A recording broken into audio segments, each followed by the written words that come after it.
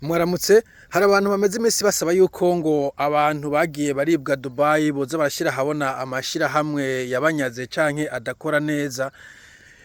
Je nagira ndababwire ikibazo kihari kindi nuko mu Burundi d'abord abantu barakunda guhishahisha. Ica kabiri harimo ikibazo c'umutekano kubera rumva ayo mashirahamwe urumva ko bamwe bafise connection n'abategetsi ntumenya ivyo shobora kugukorera.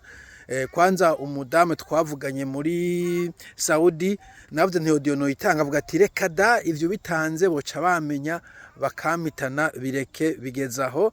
Urumva nta kuntu boyavuga bo ameje baranayambwira mugo ngatinya kuyavuga kubera nanka ko nkwegera abo bantu. So nico kibazo cyari mu bisanzwe Burundi kubera atamateka hari nko muri jungle numenye ikiguhitanye nayo batari connecte na leta iyo vuga ati unkuye amata mu kanwa akarondera umujambazi mwijoro canke ku murango je no sais pas akakumerera nabi canke abandi bakibaza bati nubwo kampanya mpohoteye ndacafise akazi umva hagiye iba yakwivye amafaranga ukaba wagiye kuriha amezi abiri utahe mubwa wasubiye gutangura guhembwa ukwezi kugira gatatu ugacura buti hako mpomba vyose reka njeceke kuko ashobora kwera ati company sho guce hamagara iyi company inkoresha ino bagakancelinga visa ibintu nk'ivyo ni ibintu vy'ubwoba je ndibaza ko ico gituma abantu batavuga amazina n'amakampani akora amanyanga nico novuga.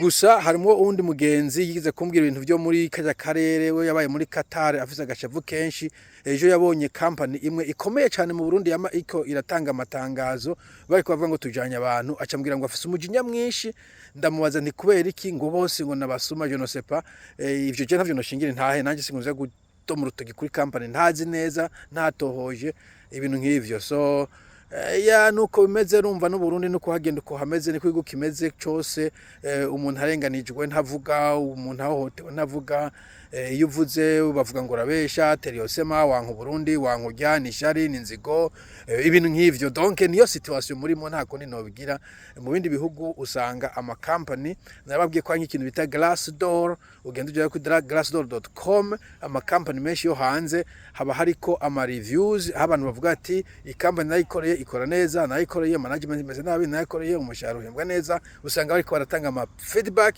positive and negative. Kuri Google haje naho nyina hano ushobora gutanga feedback negative or positive.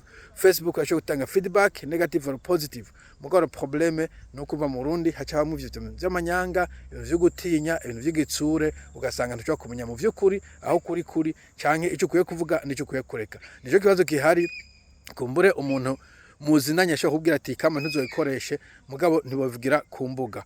Voilà niyo nyishuje mbona murakoze.